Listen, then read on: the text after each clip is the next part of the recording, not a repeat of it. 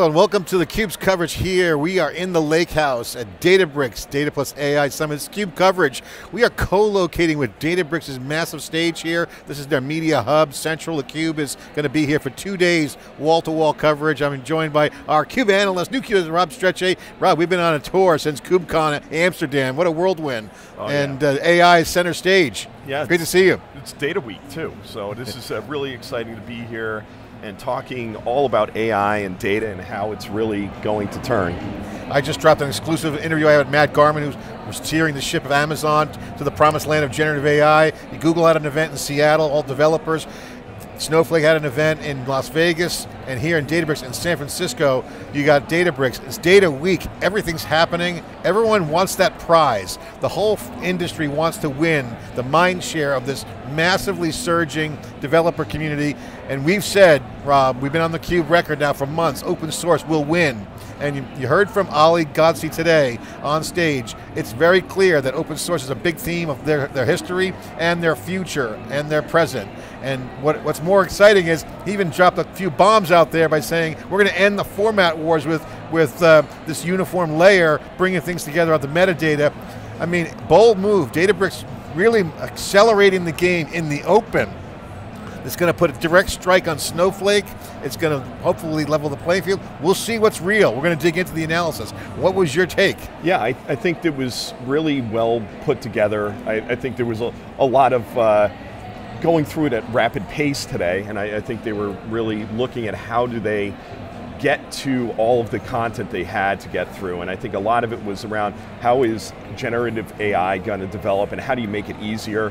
I think also it was unified governance and how you can bring that together, and democratization of analytics as well, and I think that's a big piece of it. Those were kind of the three big themes that they're taking with them and taking forward. One of the things I noticed knowing Ali Ghodsi since the beginning of Databricks, he's been a candid CUBE alumni, he was a mix of super excited and nervous because it was so crowded in there. I've never seen that audience that big for Databricks. He was delivering the Lake House positioning 3.0, which he was, combination of lake and house, data warehouse. It's interesting, they're kind of reinventing data warehouse, throwing the word lake around it, but that's kind of their focus. They're trying to get back into that world and modernize it, create a unified layer.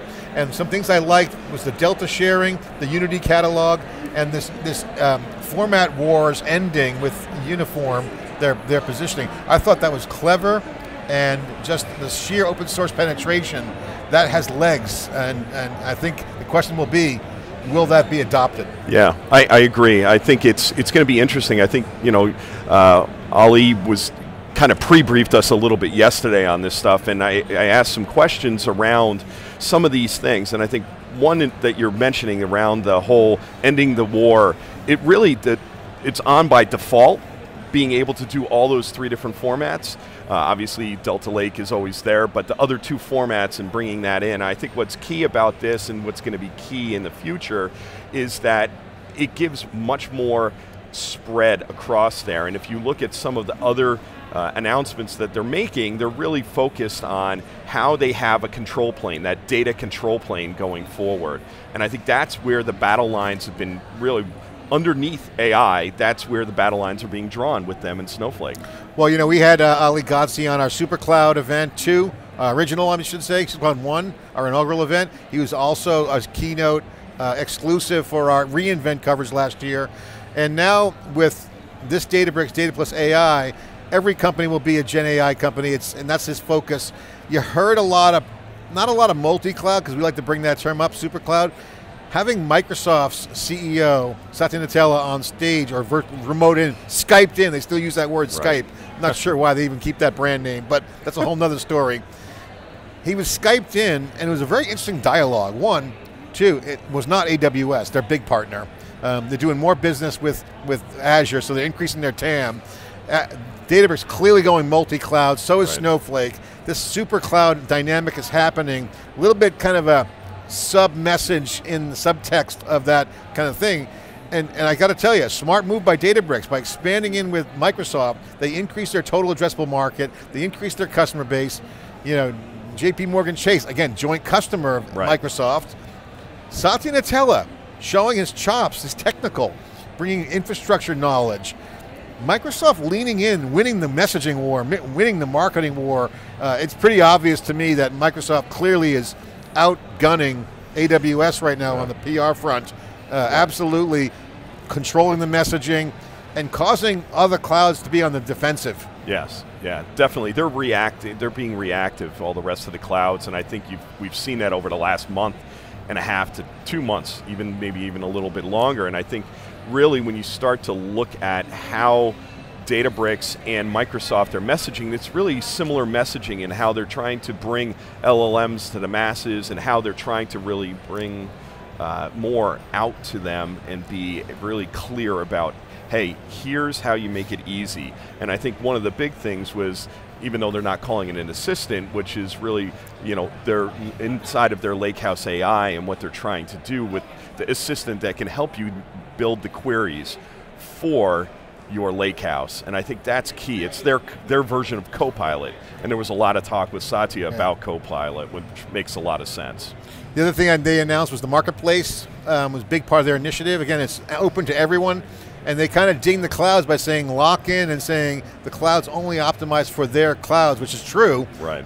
So they're trying to build this federated kind of marketplace to be open. I thought that was interesting. Yeah. You know, that combined with the Delta sharing protocol, you got some interesting open source power dynamics going on. I think that's going to be something we're going to unpack a lot over the next second half of the year, Rob. I agree, and that not only that, but they're also their clean rooms initiatives, which is the Delta sharing, and when they started to look at Lakehouse apps, which they didn't, you know, Ali didn't really go into that much, but we kind of talked about it a little bit yesterday, which is, again, under the hood, it's Kubernetes. And when you start to look at it, it's going to help some greenfield customers extremely quickly get into a marketplace and be able to have security and governance over that by running on Databricks' infrastructure. You know, I always liked Databricks, I always liked their approach, I always liked the conversations, but one thing that's notably different, this event, is they're stepping up their game.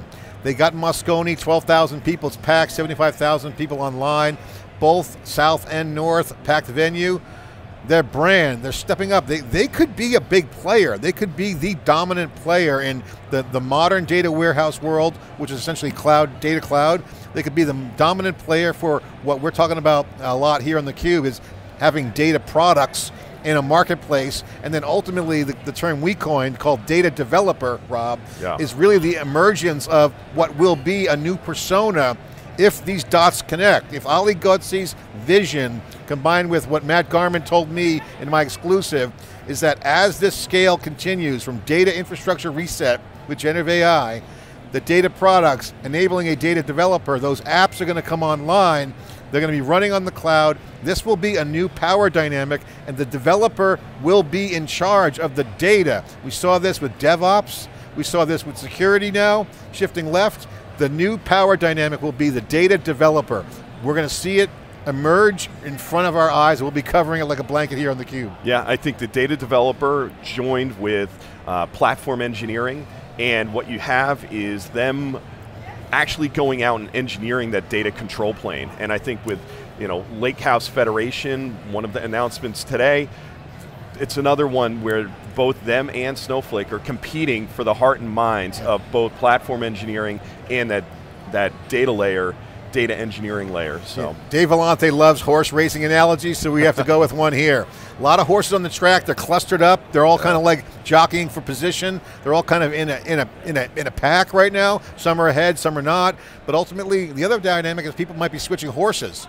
You know, Amazon to Azure, this model to that model. Choice is becoming a huge factor before putting things in production. We're still in discovery phase with generative AI and LLMs and foundation models. So again, tapering down the hype, which is all-time high, generative AI is a game changer. However, it's early. We're still in discovery mode with developers. We're seeing people thinking about, do I have the right horse for this? Is this the right model for that? How do I tune it and scale it? How much is it going to cost? Is it ethical? Do I run it on the cloud? These are all questions that are being asked here and in the industry. Yeah, and it's fascinating with the customers that are here and having some conversations with them already. really what they're betting on is how are we going to be able to keep our data private. That message was super strong in the keynote today about privacy, about keeping your PII private, being able to actually monitor that, and I thought that was a neat little demo that they did as part of that. I think, again, there's a lot of hype around it. There's a lot of things that need to be figured out. A lot of swirling conversations around which cloud's going to be the leader. Databricks is not holding back. They could be an emergent kind of super cloud layer across all clouds, something that we've been tracking. I had an interview with Matt Garman, who heads up Amazon's field and sales and operations, former EC2, so he's got technical chops, kind of like Satya Nadella flexing his chops. I know Garman's got some technology chops, which is, it gives him a unique position. He was echoing on my interview with him some of the same points that Ali Ghodsi was saying on stage, and I want to get your reaction to these points, if you don't mind. One, the AI potential and ethical concerns. Yep. I'll just run the list and we'll go through them. Securing data, amplifying choice. Augmenting human capabilities with AI versus replacing them. Innovating around some constraints and opportunities around GPUs. Little nuanced point we heard today. So let's start with AI ethics. Of course, adoption and consumption of AI. Right. So let's start with the ethics piece. What's your take? What'd you hear here? They kind of had the proverbial, Satya Nadella, whoa, we got to be careful. Well, how I feel about that. I think it's everybody wants to be careful, but I don't think anybody knows how to be careful yet, and I think it's early days in figuring this out. I think you'll see the industry come together as regulation is ramping up. I mean, you already have the first bill of regulation going through the EU. I think they have to get in line and they have to nail the ethics part of this, because it's really key to not having it over-regulated or pushed back or stamped down. I'll say what everyone's thinking. I think it's virtue signaling. I think it's BS.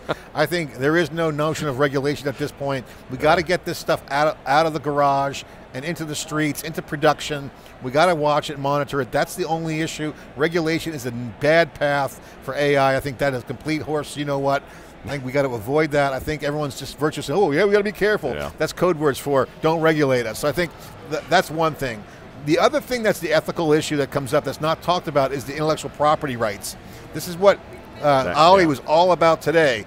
Your IP is your data, and their entire thesis of Lakehouse is don't put that into the LLM. Matt Garman at AWS also echoed that sentiment. It's like, hey, that corpus is public.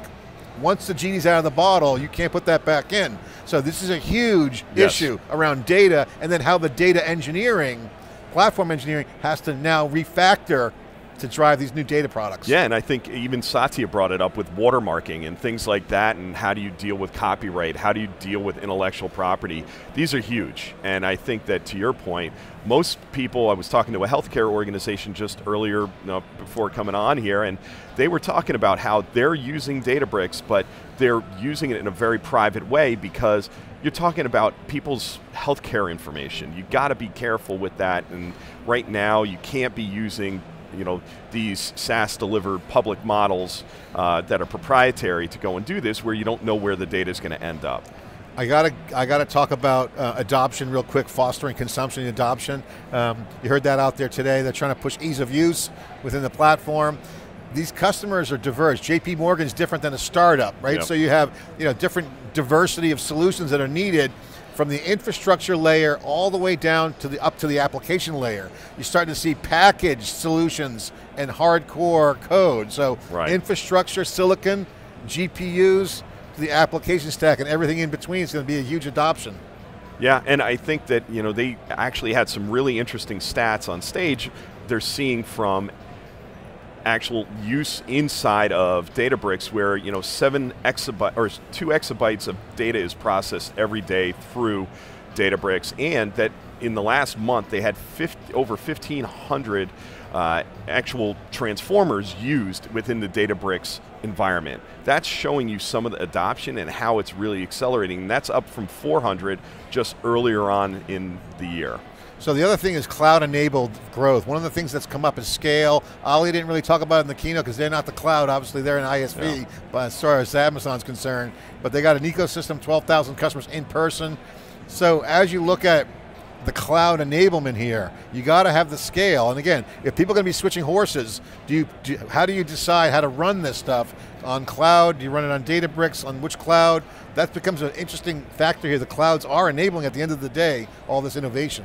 Right, yeah, and I think being across the clouds, like you were talking about with SuperCloud, it does give you that data layer, that commonality of data layers across clouds, and I think that is a big key. They're not everywhere yet. I mean, there's still a lot of sovereign clouds that can't get Databricks. I think that will be a challenge for them, being that control plane long term. But for a good portion of the companies and countries, they actually do a good job of that. And we heard about Mosaic ML with the GPUs. Yeah, you and I found out through the grapevine they got a stockpile of GPUs. But a lot of CapEx to build out. The GPUs are a big factor. One of the reasons why the cloud's looking good right now is AWS, and I'm sure Azure's got a bunch of GPUs. Yeah. They can offload the GPU needs as a managed service versus having it on site, and that's an opportunity for Mosaic ML here with Databricks on the training side. Right, yeah, I think it is, and I think where they're aiming to be the trainer, the builder, the underlying I guess you could say infrastructure for AI ML versus trying to be the ultimate only model you use. So it's the bring your own model concept, but how do you get to success faster with your data? That's where they're focused. And final point is enterprise demands are very much in line here. JP Morgan on stage amplifying, almost gushing over Ali's celebrityism. Clearly a testimonial on stage. I mean, he was basically a walking data sheet for Databricks, highlighting the advantages of Lakehouse. It was almost as he was reborn, like, oh my God, I came from the old way. I thought that was a very telling interview, really showing the needs of the enterprise is about governance and nailing some of the things we were talking about on our last cube, which is nail those foundational elements, and then you can enable the value. That's what the platforms offer, is that kind of enablement. That's a huge part of Ali's talk today. Yeah, I think they had Unity Catalog weaved within and throughout the entire keynote, and I think that they're standing on that as a differentiator for them in how they bring that to market over all the data layer. What's your final thoughts on the interview? Would you give it a grade? How would you rank it? Obviously they had a lot to go through. What's your thoughts? I'd give us a solid B. I'd say we'll be bringing it up a notch as we go through the day and get with some more people and get some more interesting content going, but I think again, we covered all of the interesting facts. No, I'm talking about their keynote. Oh, their keynote? We're an A. All right. Come on, what are you talking about, B? We're an A? We're an A. We're always I'm a hard grader. We always got the A game but, I would say I'd give Ali, I mean, again, they had so much to try to unpack. I think that it got a little muddled at times, but I'd give them a B. I think it was really good. I give them a solid A minus. It's hard to get. I'm hard to get an A out of. Yeah. I give them an A minus because and pushing an A only because I thought they had the clock. They had a clock problem. So much to go through. I gave them an A minus because one, JP Morgan was an incredible guest. The way they were just glowing with testimonials. That's not staged. That's real. That's authentic. I can squint through that and say that was pretty real. Happy customer. His positioning was amazing. The Mosaic ML acquisition on the heels of the event was a home run for Databricks. The venue, the posture, they're standing tall right now. And if you're Snowflake, you got to wonder. There's almost two types of companies here: Databricks, Snowflake, both with different vibes. And you got to look at that and say, it's like the Republicans and the Democrats. It's like who's on side you're going to pick. Yeah. And they both work together, though, so I thought that was a great move by them. And the content was very developer, education focused without placating to the crowd too much. They weren't like talking down to the crowd. They aligned with the developers. I think this data developer theme is right on point for them. I think they're going to wake up and realize that they have an ecosystem that's going to be with them for the next 20 years. And so that room was very much aligned with some of the early days of VMware, where it's a lot of demos, a lot of learning. So I thought A minus for sure, pushing an A, but again, the clock was tight, they had to go fast. Overall, great event. Yeah, I agree. I thought it was very energizing, to say the least. All right, that's theCUBE's keynote analysis here inside the Lake House on the floor of the Databricks AI plus Data Event Summit. And we've got the CUBE ongoing coverage, 2 days, wall to wall. I'm Sean Furrier, host with Rob Strechay. We'll be right back with our next guest after this short break.